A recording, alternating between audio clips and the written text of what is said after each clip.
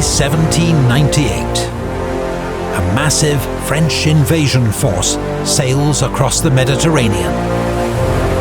55,000 men, aboard more than 300 ships, escorted by 13 ships of the line. Aboard the most powerful of these, the 120-gun L'Orient, sails General Napoleon Bonaparte. France's celebrated hero of the war in Italy has received new orders from his government. He is to lead an expeditionary force east to Egypt, the wealthiest province of the Ottoman Empire, and to all educated Europeans, an ancient land of mystery and wonder.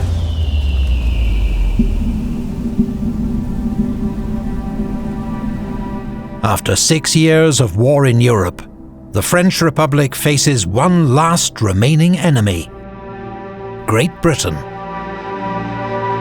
The conquest of Egypt will strike a powerful blow against the British, disrupting their trade in the Eastern Mediterranean and threatening their connections to India and the East.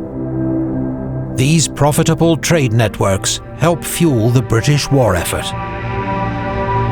What's more, it will extend France's revolutionary, civilizing mission to the people of Egypt, liberating them from superstition and feudalism. France's corrupt and avaricious government, the Directory, sees two further benefits from the campaign: the opportunity to acquire tremendous riches, and to get the alarmingly popular and ambitious General Bonaparte far away from Paris, where plots and coups are never far from anyone's mind. Napoleon is thrilled by the expedition, which he has done much to promote and organize himself. It is a chance to win fresh glory and to walk in the footsteps of his heroes, Julius Caesar and Alexander the Great. Like Alexander, Napoleon even has fanciful notions of marching on to India to attack the British there. Europe is a molehill, he had told his secretary, Bourrienne. We must set off for the Orient.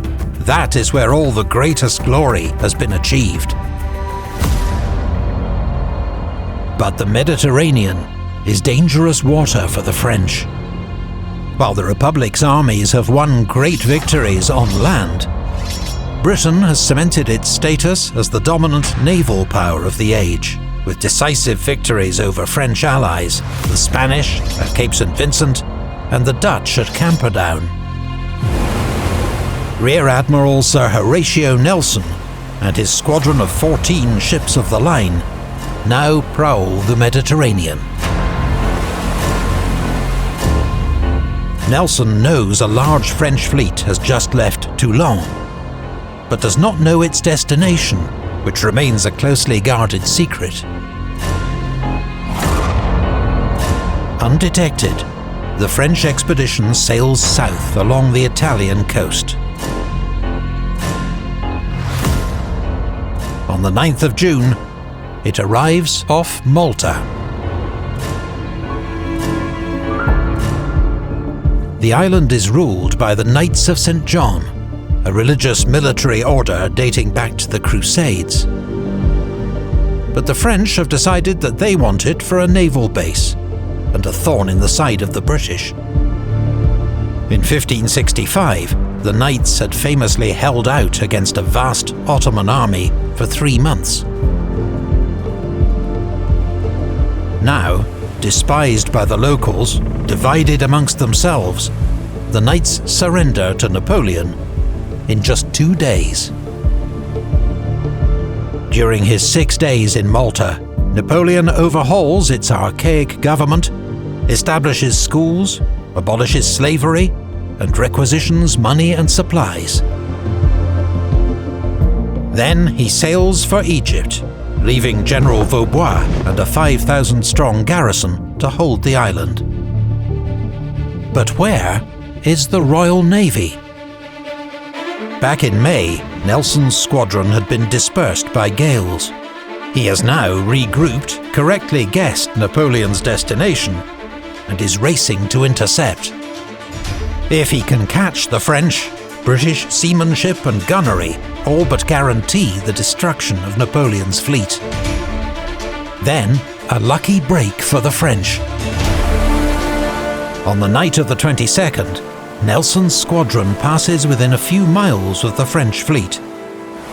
But thanks to heavy fog and darkness, neither side is even aware of the other's presence.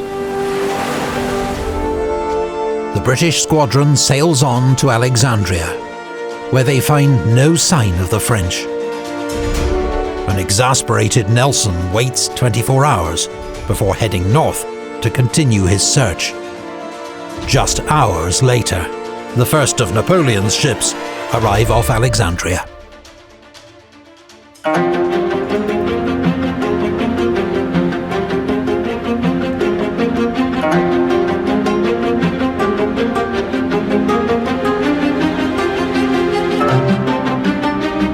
Napoleon, aware that British warships are in the area, wants to disembark as quickly as possible. 5,000 French infantry go ashore at night, storm Alexandria the next morning, and quickly overpower its garrison. The rest of the French army lands safely. Napoleon has brought 38,000 troops to Egypt, mostly veterans of the Army of Italy. The 5 infantry divisions are commanded by Generals Bon, Desaix, Kleber, Menou, and Reynier. The single cavalry division is led by the towering figure of Thomas Alexandre Dumas. He is France's first black general, born in what's now Haiti, to a French aristocrat and enslaved African woman. He has already won fame for his actions in Italy, where the Austrians had nicknamed him the Black Devil. There are more familiar faces from Italy: Napoleon's chief of staff, the indefatigable General Berthier, and brigade commanders Generals Murat, Lannes, and Marmont. The army is also accompanied by 167 scientists, scholars, artists, and assorted experts, even a hot air balloonist. Collectively, they are known as the Savants, and have come to study Egypt's historical and natural wonders. But they and Napoleon find Alexandria a bitter disappointment. The fabled city of antiquity, founded by Alexander himself, has been reduced by centuries of earthquakes and neglect to a ramshackle town of 6,000 inhabitants. Egypt is nominally ruled by the Ottoman Empire. In reality, power lies with local Mamluk warlords. 2 in particular, Murad Bey and Ibrahim Bey. Mamluks were originally slave soldiers who once served the Islamic Caliphate. Superb horsemen and fearless warriors, they now rule Egypt with an iron fist, expropriating its wealth and leaving its peasants in poverty. To most Egyptians, they are despised foreign overlords, a situation that Napoleon hopes to exploit with clever propaganda. To the people of Egypt, he proclaims, "I am come to restore your rights and punish usurpers. I reverence God, His Prophet, and the Quran." Meanwhile, Murad and Ibrahim summon Mamluk warlords to the Al-Azhar Mosque in Cairo. Here, they agree to gather an army to crush the invaders. Napoleon believes his best option is to strike quickly. Less than a day after his troops finish landing, he begins his advance on Cairo. But he misjudges the blistering climate and the barren, windswept landscape. He forces the pace, even after his men run out of water and are consumed by thirst. Hundreds collapse and die. A few kill themselves to escape the suffering. Bedouin horsemen circle the French like vultures. Stragglers that fall into their hands are robbed, tortured, and killed. Even old comrades like Lannes and Murat are involved in heated conversations about Napoleon's decision-making. The army takes 4 days to cover the 45 miles to Damanhur, where mercifully they're able to rest, drink, and trade for food. It's not a moment too soon. News arrives that a large force of Mamluks under Murad Bey is approaching from the southeast. The French advance to meet them at Shubrahit on the banks of the Nile. As 4,000 Mamluk horsemen come into view, the French marvel at their brightly coloured outfits, embellished with gold and jewels, and their many ornate weapons, including pistols, swords, daggers, and lances. Murad boasts that he will sever Frenchmen's heads like slicing watermelons in a field. But for all their bravado and panache, the Mamluks have neither the discipline nor tactics to face a trained modern army. When Napoleon forms his troops into giant squares, the Mamluk cavalry can only circle impotently, unable to break through the walls of French bayonets. Scores are shot from the saddle. After 2 hours, the Mamluks call off their attack and retreat. They have suffered around 1,000 casualties. The French have scarcely lost a man. The victory is a much-needed morale boost for Napoleon's men after the hardships of the desert. The Mamluks fall back to Embeba, a small town on the banks of the Nile, across the river from Cairo. Here, within sight of Egypt's fabled pyramids 9 miles to the south, they will face the invader with their full force.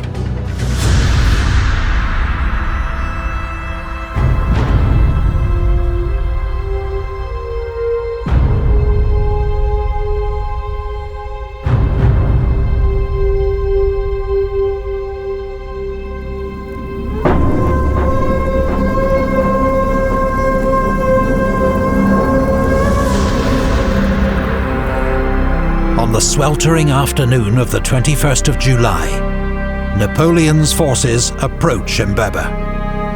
He has 25,000 men, organised into 5 giant divisional squares, with cavalry and baggage inside, and cannon at every corner. Murad, with characteristic boldness, has crossed to the west bank of the Nile, leaving Ibrahim behind. Their forces total many thousands, but sources disagree wildly on just how many. His elite Mamluk cavalry, 6,000 strong, are deployed between the small village of Biktil and the well-fortified town of Embeba, which is garrisoned by a mix of Ottoman infantry and peasant militia.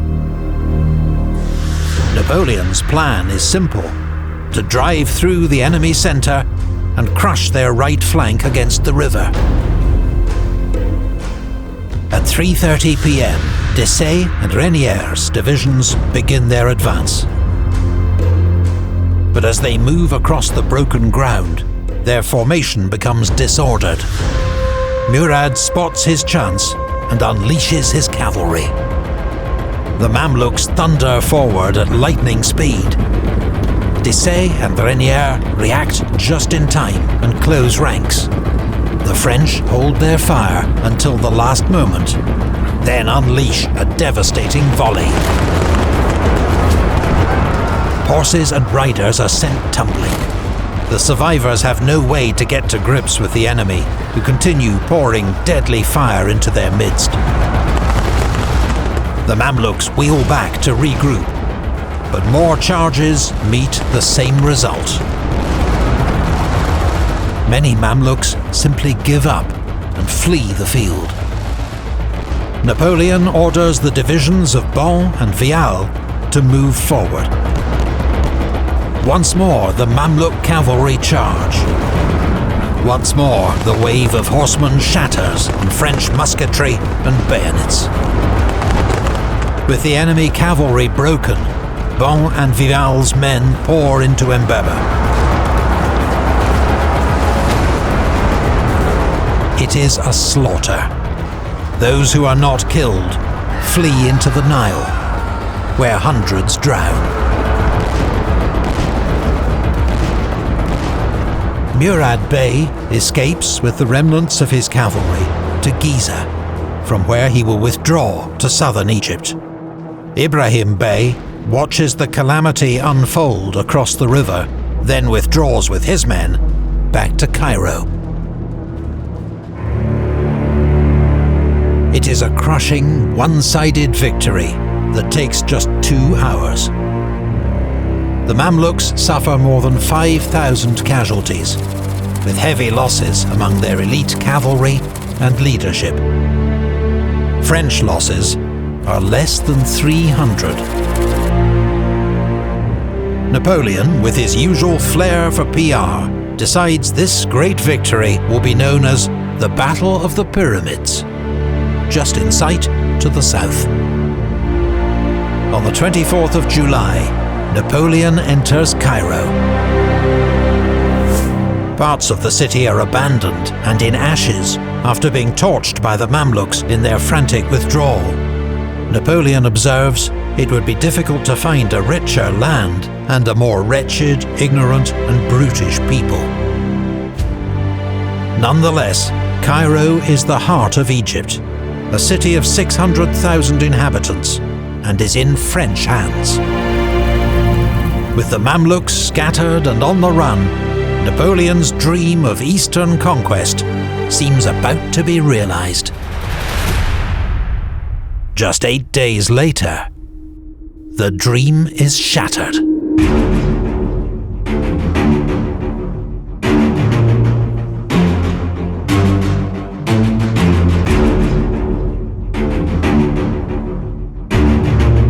At sea, Nelson and the British Mediterranean Squadron have not given up their hunt for the French fleet. Finally, on the afternoon of the 1st of August, Nelson finds the French sheltering in Aboukir Bay. With 14 ships of the line against 13, he decides to attack that evening. The British win a complete and stunning victory. The giant French flagship L'Orient is destroyed in a massive explosion.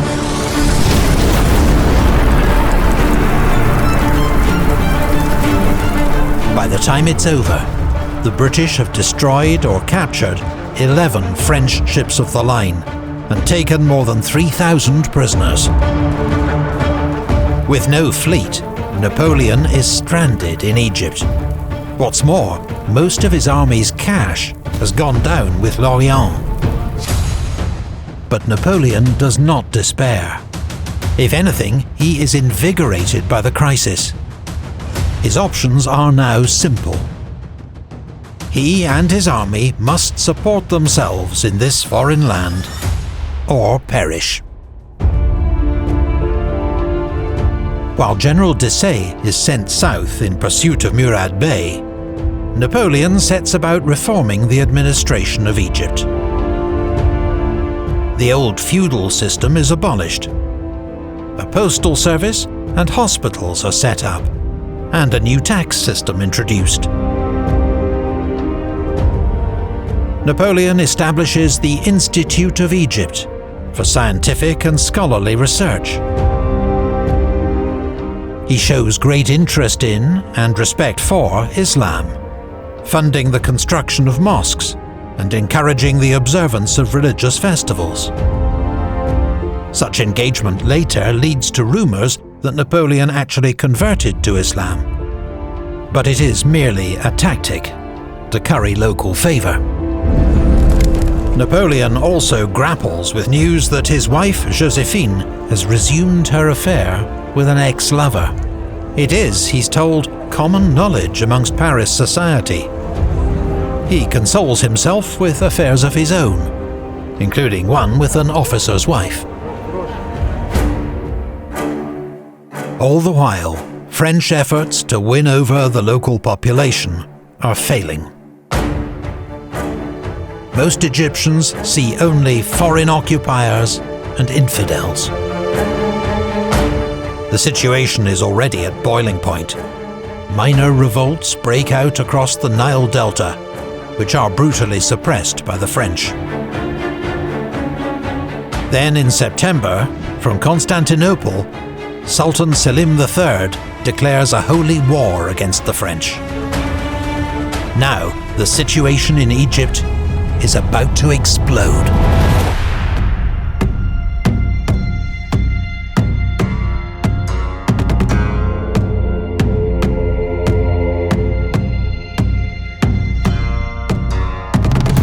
Cairo, the 21st of October, 1798.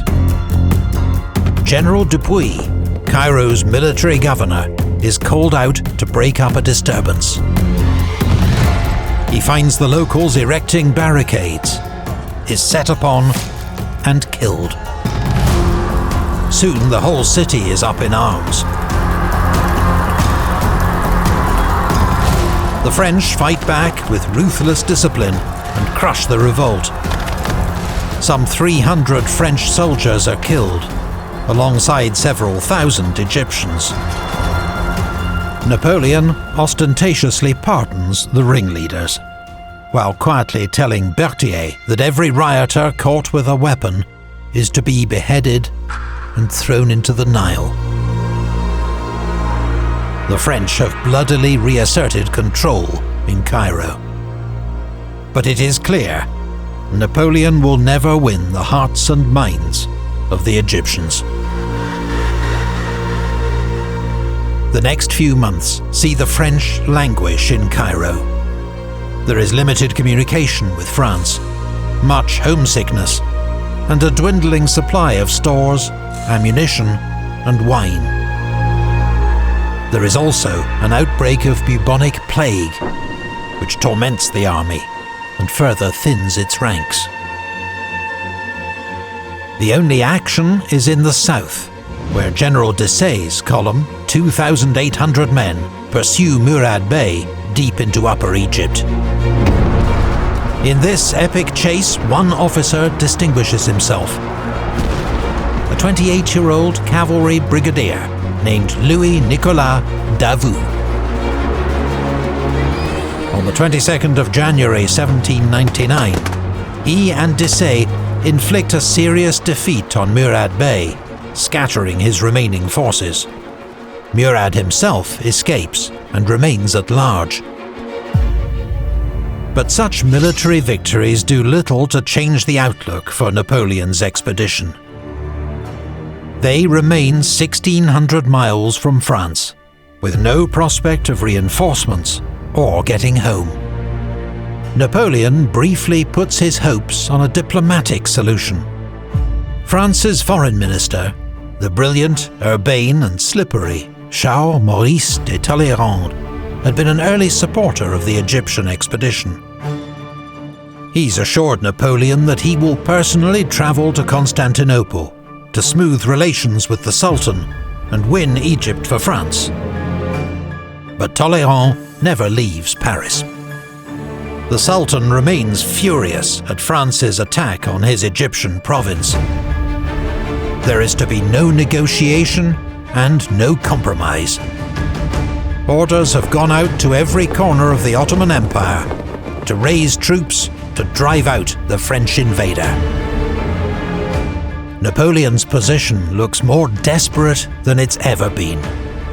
His troops cut off, disease-ridden, in the midst of a hostile population. He will respond in the way that seems obvious to him, as it would to his hero Alexander. He will attack.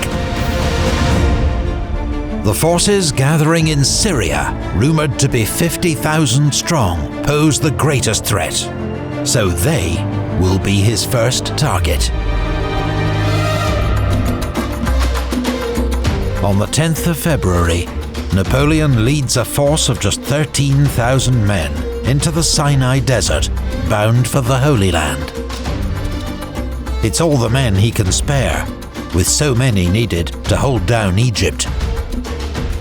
Nevertheless, it's a highly motivated, experienced, and well-led force, organized into 4 infantry divisions and a cavalry brigade, commanded by Murat. For Napoleon, speed and surprise are imperative, but things start to go wrong very quickly. The French are again poorly prepared for the harsh conditions and heat of the desert. Water is scarce. Food runs short. At El Arish, they unexpectedly find the town garrisoned by 3,000 Ottoman soldiers. The siege holds Napoleon up for 11 days and costs 400 casualties, both of which he can ill afford. The garrison's surrender is secured only with generous terms. They are disarmed, but allowed to leave after swearing an oath not to take up arms against the French for a year.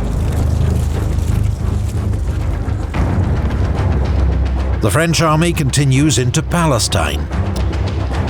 Its fertile plains and fruit trees a relief after the desert.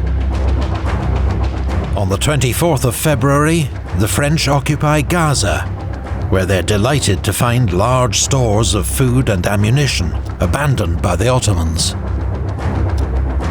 Napoleon's next objective is the port city of Jaffa, held by 5,000 Ottoman soldiers.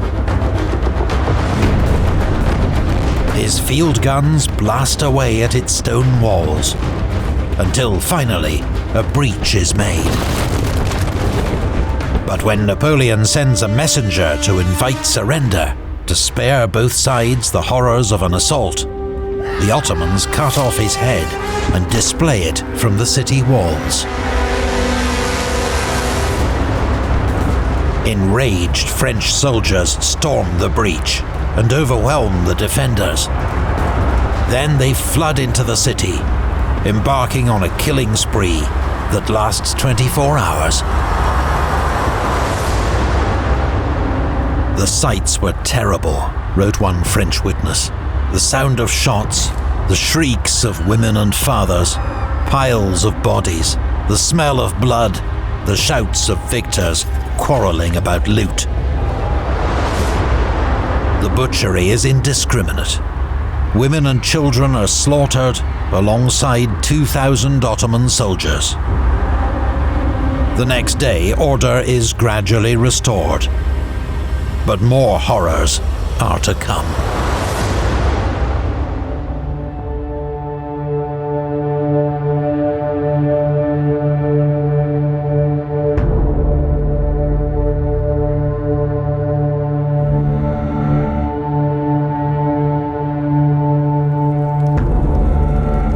In the aftermath of the sack of Jaffa, Napoleon finds himself with 3,000 Ottoman prisoners, who have been promised their lives. But with his troops and supplies already stretched thin, he is reluctant to spare any to guard or feed these unwanted captives. Besides, some are from the garrison of El Arish and have broken their oath not to take up arms against the French. And they beheaded his messenger. After conferring with his officers, Napoleon gives the order to execute the prisoners. Over 3 days, the French lead the prisoners in batches to the beach and slaughter them. Some are shot, some are simply driven into the sea, and by the 3rd day, French troops are ordered to use bayonets to save their ammunition. It is an atrocity that Napoleon will defend for the rest of his life. I had no choice, he insists, many years later. But the massacres provide easy propaganda for his enemies. While if the intention was to terrify his enemies, it seems only to have encouraged them to fight harder. As if by divine judgment, within days, hundreds of French soldiers fall sick with bubonic plague. Napoleon shows considerable bravery, visiting the sick in hospital, an act later celebrated by his own propaganda machine. Napoleon now heads towards his main objective, Acre. The ancient port city, famed for its role in the Crusades, is now the seat of the local Ottoman governor. He is Ahmed Pasha al-Jazar, known as the Butcher. For 25 years he has ruled Syria with an iron fist, and is notorious for his imaginative tortures and executions. He has ignored Napoleon's invitation to surrender, and what's more, unknown to Napoleon, 2 British ships of the line have arrived to support him. Napoleon arrives at Mount Carmel, 12 miles south of Acre, just in time to see the British capture a coastal convoy carrying his vital siege guns. Their loss is a massive blow to his hopes for a quick siege.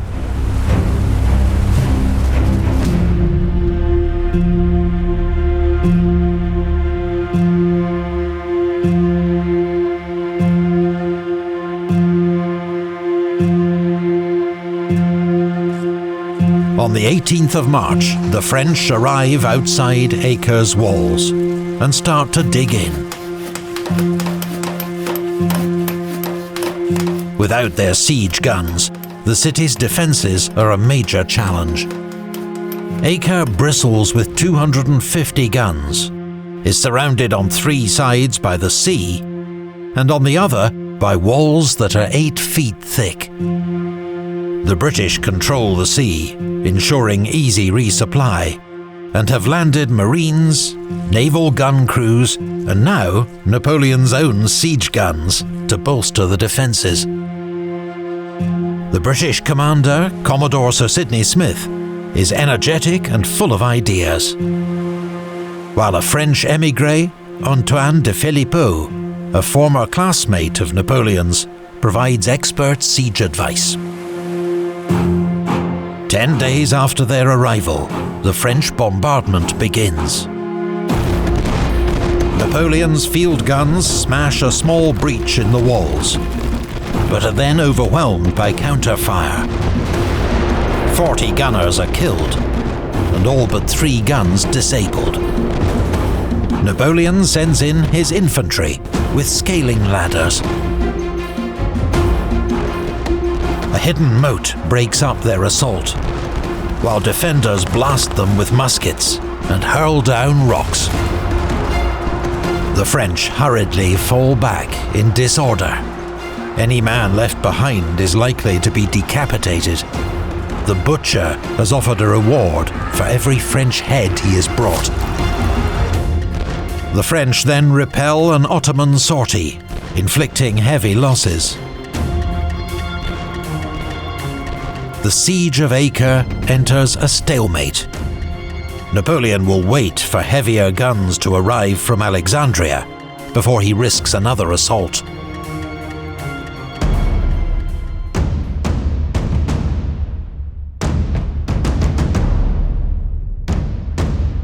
But then, alarming news arrives to disrupt this plan. The Ottoman army gathering to the north, 40,000 strong, is on the move. Napoleon can spare just 4,000 men to face them. The odds seem insane, but Napoleon trusts in the training and experience of his troops, and particularly the quality of his officers. Unsure of the enemy's line of advance, he divides his force. On the 8th of April, at Nazareth, Junot locates and scatters an enemy cavalry force 10 times his number. 3 days later, Kléber defeats 5,000 at Cana, while Murat surprises another force north of Lake Galilee. On the 15th, General Kléber receives word that the main enemy force has swung round to the south and is camped near Mount Hamoure, 8 miles from Mount Tabor. Seeking glory, Kléber advances with just his own division, intending to surprise the enemy at dawn. But he misjudges the march. When the sun rises, he's exposed on open ground, his 1,500 men facing 35,000. Kléber's division forms square, and under a scorching sun holds the enemy at bay for 10 hours. But they are running low on ammunition and desperate for reinforcements. Napoleon, meanwhile, is racing towards them with 2,500 men. He arrives just in time, attacking the Ottoman army from behind, taking them completely by surprise. Most of their forces are a peasant militia, and seized by panic, they flee in all directions. Kléber joins the attack. The Ottoman army disintegrates. At a cost of fewer than 300 casualties, Napoleon has destroyed the enemy relief force and secured control of Palestine. The fall of Acre must now surely follow.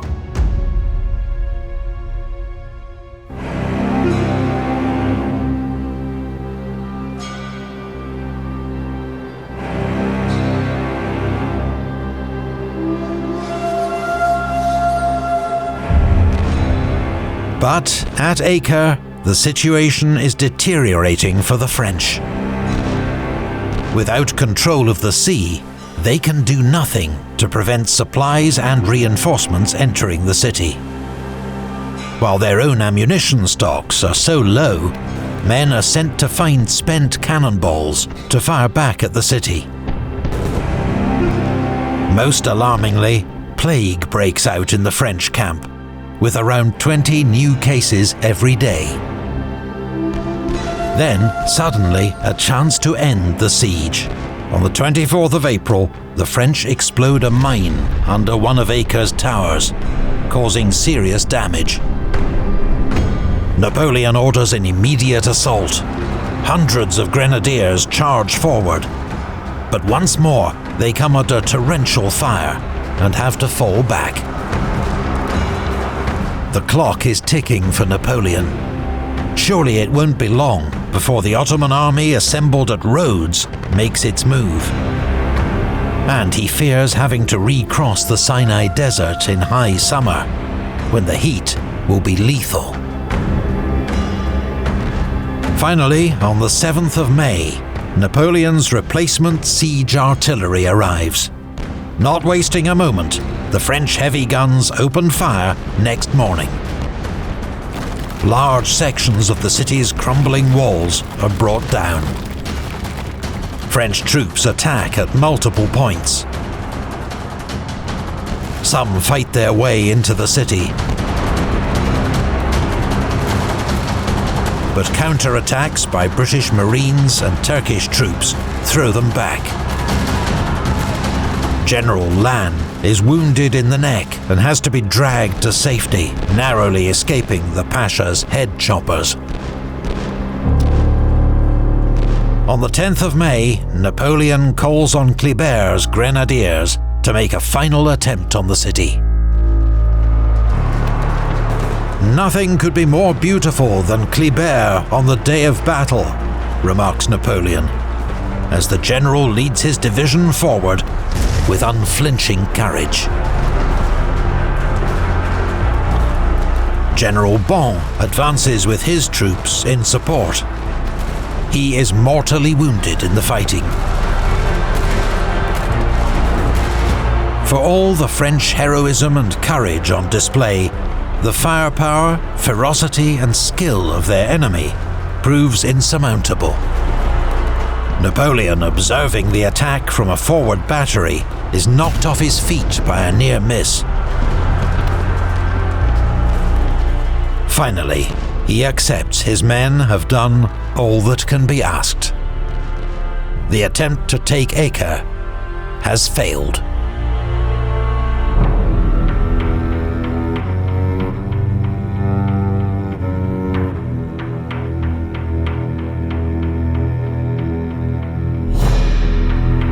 Acre is Napoleon's first major military defeat. The 4-month campaign will cost him 4,500 casualties, more than a third of his army's fighting strength. Nevertheless, Napoleon has succeeded in his main objective, neutralizing the threat from Syria. On the 20th of May, his army begins the 300-mile march back to Egypt. En route at Jaffa, Napoleon orders that around 50 of his men, riddled with plague and unable to march, be put out of their suffering with an overdose of laudanum. They are mercy killings. The victims would have suffered worse at the hands of the enemy. But the decision is still controversial. The French retreat continues into the desert. The heat is overpowering, and water in short supply. Morale is at rock bottom. Finally, after 25 days of marching, the army reaches Cairo on the 14th of June. Their return is marked by triumphal parades and celebrations across the city, organized by Napoleon. He is determined that his campaign be seen as a stunning success, in Cairo and in France. The men have just a few weeks to rest. On the 15th of July, news arrives that the long-awaited Ottoman invasion has begun at Abukir.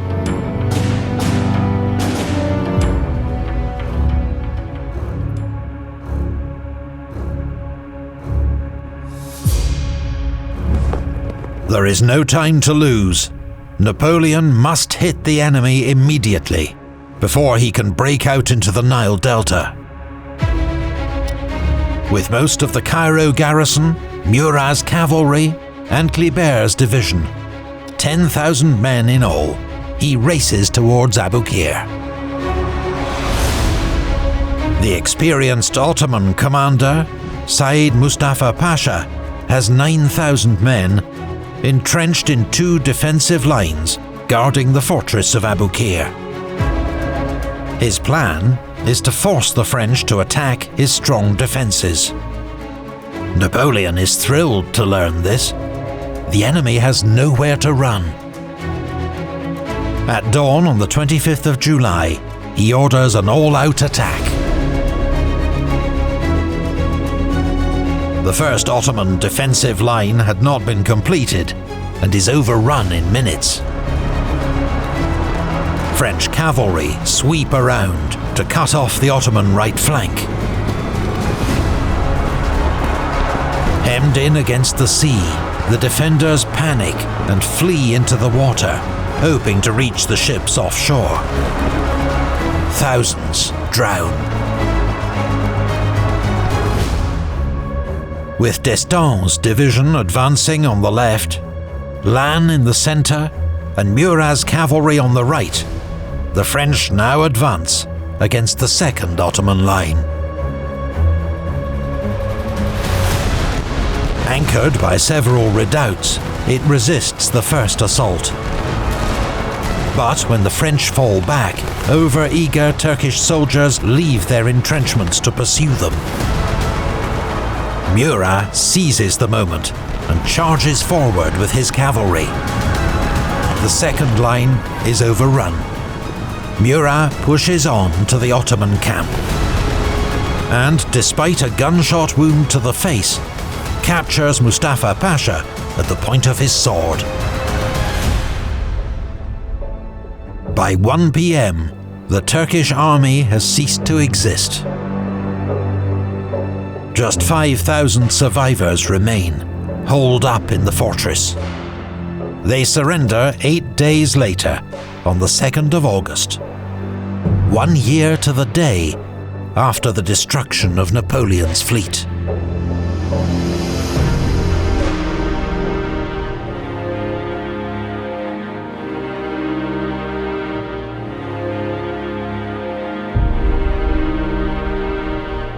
The Battle of Aboukir is a great victory for Napoleon and does much to repair his reputation after defeat at Acre.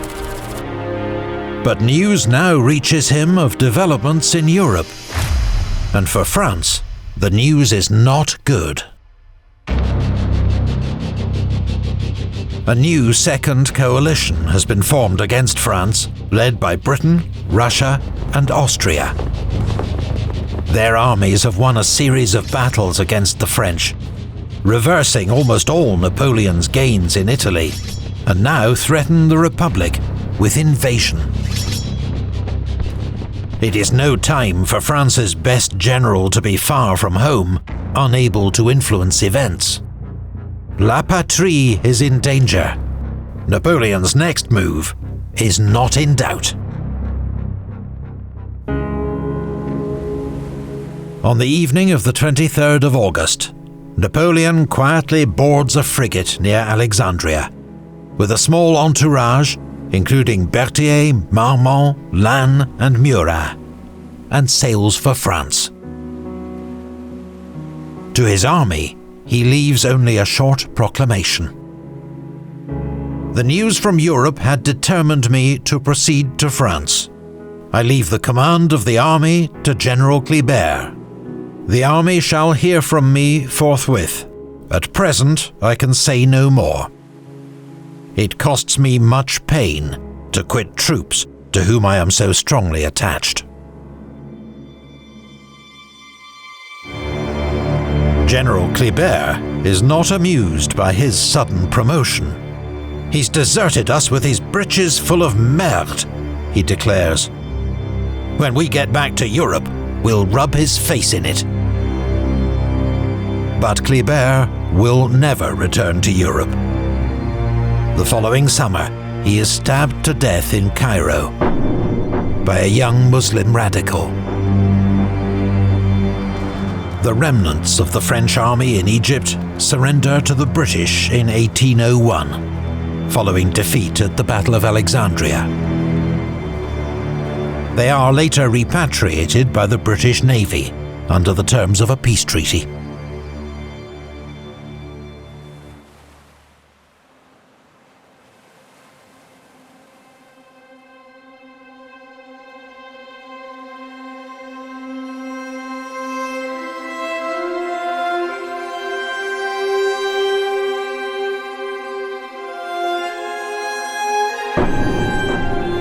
Napoleon's expedition to Egypt was a costly failure for France.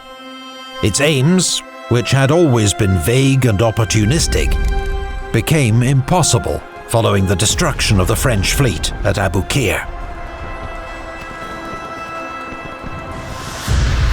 And though it has lived long in popular imagination, for every dashing act of heroism or romantic legend, there was a moment of immense brutality and terrible suffering. The expedition did have one positive legacy. Shortly before he left for France, Napoleon was invited to inspect a stone slab that his troops had pulled from the rubble while building a fort near the town of Rosetta. Dating to the 2nd century BC, the slab was inscribed with a royal decree. Uniquely, the same text appeared in Demotic, Ancient Greek, and Egyptian hieroglyphs. The French had to hand it over to the British under the terms of their surrender, which is why the Rosetta Stone now sits in the British Museum. 2 decades after its rediscovery, the stone proved the key to unlocking the lost language of Egyptian hieroglyphs and revolutionizing the study of ancient Egypt. This and other discoveries by the French savants spawned an entirely new discipline: Egyptology, the study of Egypt's distant past that continues to fascinate and amaze us to this day. Napoleon's voyage across the Mediterranean takes 41 days and involves some close shaves with the Royal Navy. But his destiny was not to be thwarted a second time. En route, he makes his last visit to Corsica and the town of his birth, before setting off for France to take the next step in his astonishing rise to power.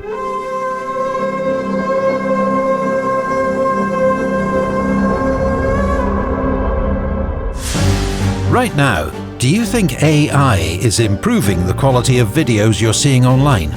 Or the opposite? Perhaps like us, you've seen a flood of new documentaries with derivative scripts, robotic narration, and wildly inaccurate imagery. At Epic History, we always have used, and promise to continue using, a skilled team of humans to ensure everything we create is reliable and authentic, from research to scripts, animation, and, they've promised me, narration. So if you're tired of sifting through dodgy AI-generated content just to find something worth watching, then perhaps it's time to head over to prestige streaming service Nebula, where you'll only find high-quality, human-made videos. Nebula is a streaming service built by creators to offer a superior experience to other video platforms. Here there are no ads, just hand-picked creators you can trust, working hard to create original, thoughtful content. Right now it's the most interesting, fastest-growing independent video platform on the internet. And because Nebula fairly rewards its creators, your sign-up actively supports channels like ours, as we strive to create ever more ambitious history content. There are hundreds of great creators on Nebula, across all genres, so whatever your interests, you're guaranteed to find something you'll love. From original movies and podcasts, to documentaries covering everything from science and engineering, to film and television, and of course, history. The History homepage shows just how much Nebula has to offer, including Nebula Originals, only available to subscribers. This ever-growing list of exclusive content includes Real Life Lore's vast Modern Conflict series, which most recently explores the October the 7th attacks, hour by hour, with precise detail. Remember, on Nebula you can also watch our entire catalogue ad-free, and see new videos before they're released on YouTube. All this and a massive discount for Epic History viewers. The link in our video description gets you 40% off the annual plan. That's just $36 a year. Even better, the Nebula Lifetime plan offers lifetime access, no strings, for $300 and helps Nebula to fund more of its original, creator-owned series. Thanks to all our existing Nebula subscribers. And for everyone else watching, we hope to see you there soon. Thanks as always to the Patreon supporters who make this channel possible. From builders such as Aaron Walsh, Adam J. Danberg and Michael Lapadot, to citizens such as Joshua, Nathaniel Crawley and Philip Liu, and heroes like Babatunwa Aderiukan. Join their ranks by joining us on Patreon, where you'll get early ad-free access to new videos, exclusive updates, and votes on future video topics.